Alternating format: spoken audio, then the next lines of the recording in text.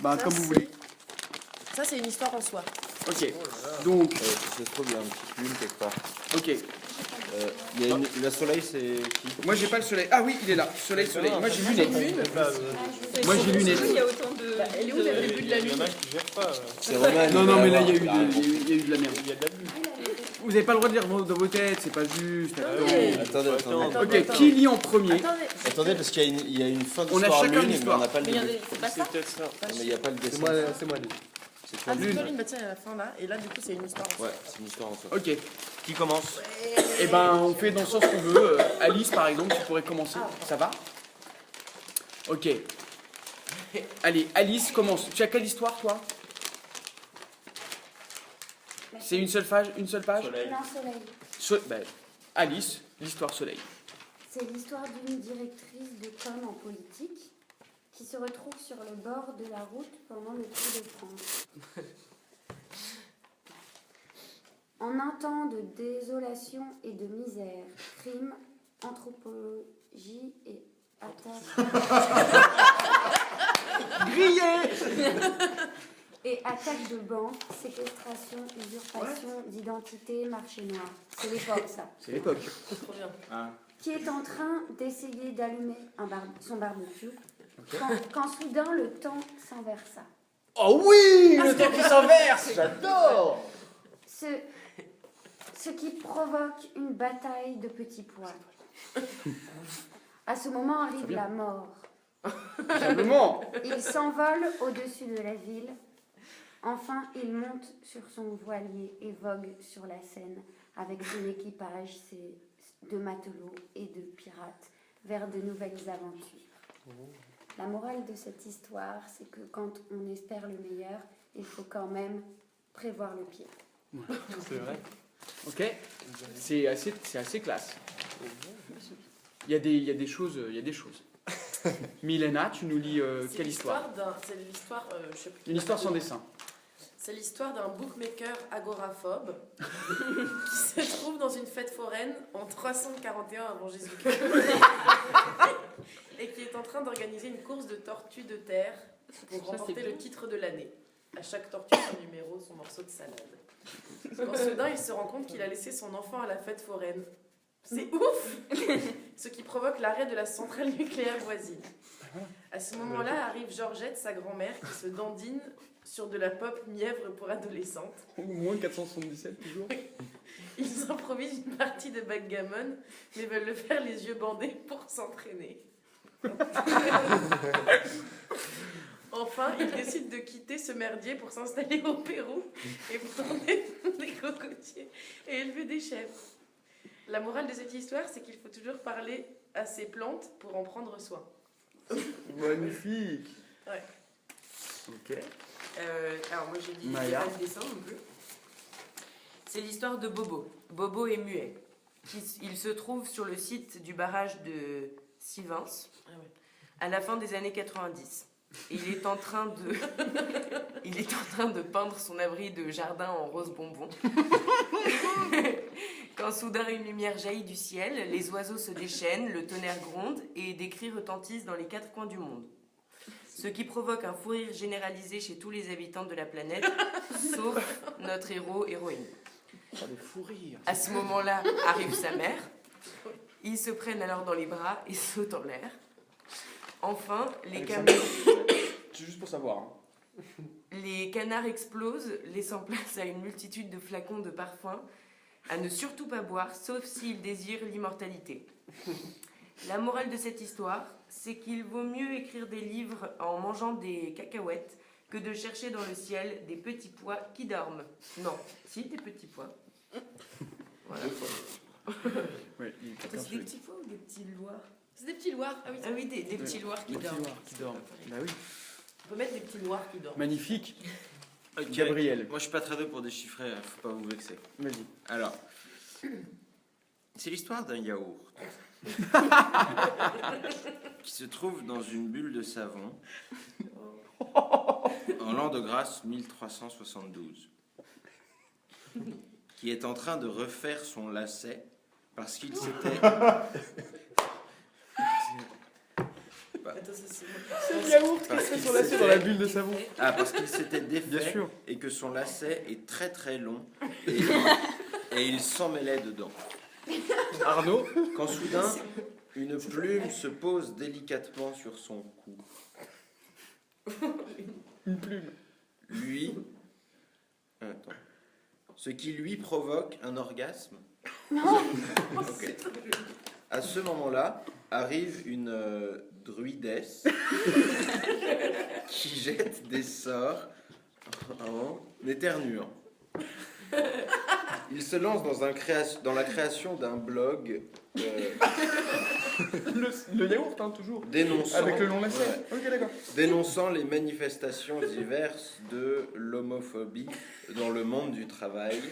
Leur activisme est remarqué dans la presse. Enfin, la mère de notre héros-héroïne lui apprend que Georges n'était pas son frère. La morale de cette histoire est que trop de jours nuit.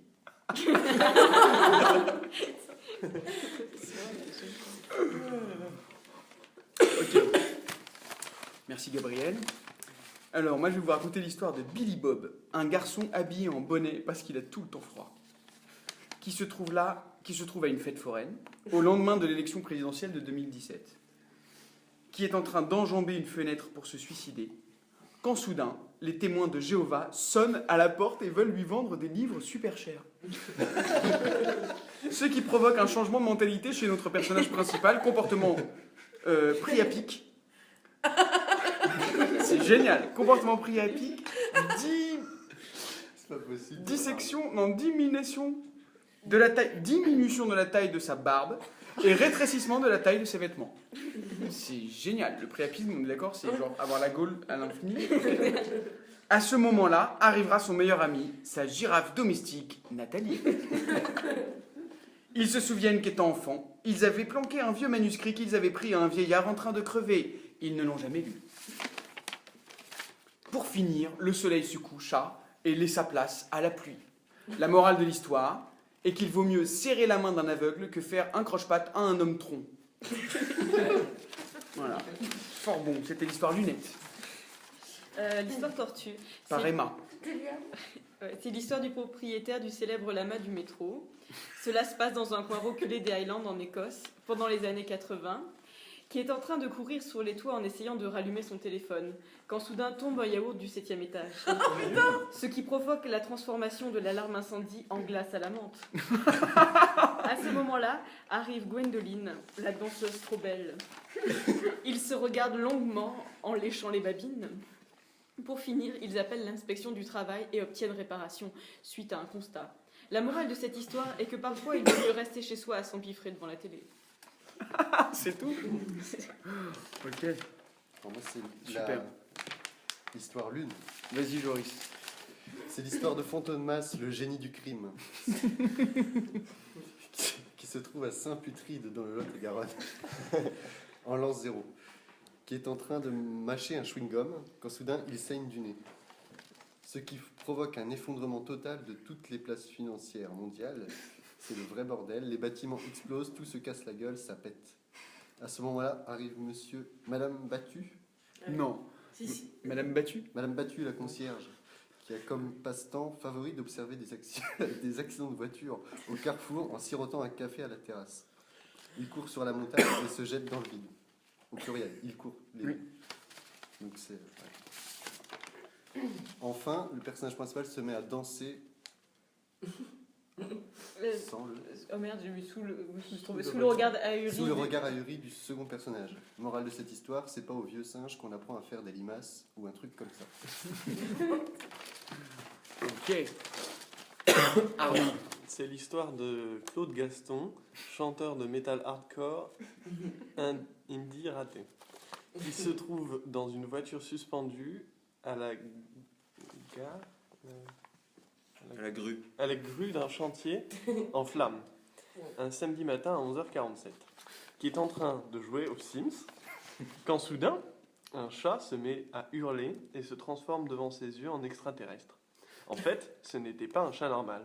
Il fait même très peur. Du coup, il court chez Bricorama, acheter de la peinture verte, des pinceaux, des Des bâches.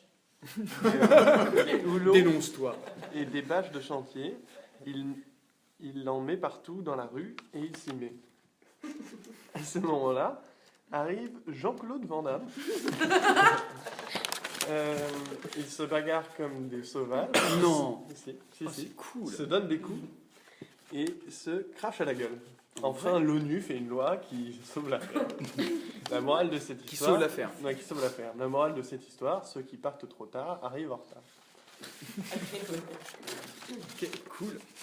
Geoffrey. Alors, c'est l'histoire d'un samouraï manchot qui se trouve dans un sex shop en ce temps où les poules avaient des dents. Alors, il est en train de changer la couleur du papier peint de sa chambre et réfléchit à un nouvel agencement de son lieu de vie. Quand soudain, il reçoit un appel de son médecin qui lui annonce qu'il a un cancer, ce qui provoque une inversion des sexes. À ce moment-là, arrive alors une fougasse géante. Ils se battent jusqu'au sang.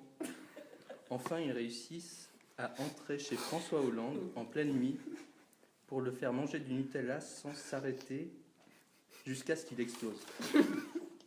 La morale de cette histoire, c'est qu'en sortant de son lit le matin, on ne sait jamais quelle délicieuse aventure la vie nous réserve, alors mieux vaut avoir le ventre plein. Ok. Et la dernière, Roman. histoire triangle.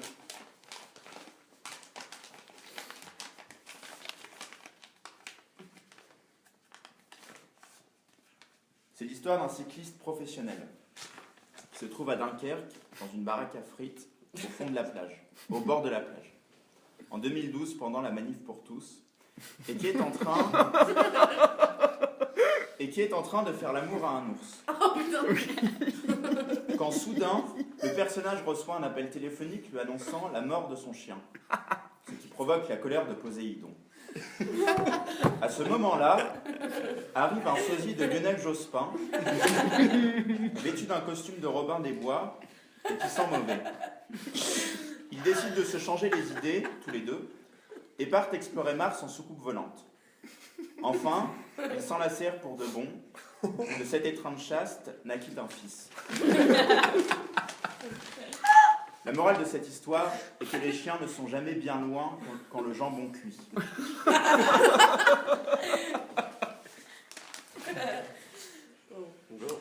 Ben voilà. Maintenant, il faut... J'ai l'impression qu'on n'est pas plus avancé que tout à Non, l'heure. c'est bien. Moi, je trouve qu'on a progressé. Moi, je trouve que quand même, au moins, on a, si tu veux, le frigo plein. Voilà. Ouais. C'est vrai. On a le frigo plein, on a fait les courses. Maintenant, tu vois, il faut se faire la recette, mais c'est mieux que la page blanche, quoi. Ok, je propose une pause clope et puis. Ok. Et puis après, on voit tout ce qu'on veut garder comme ingrédient et tout.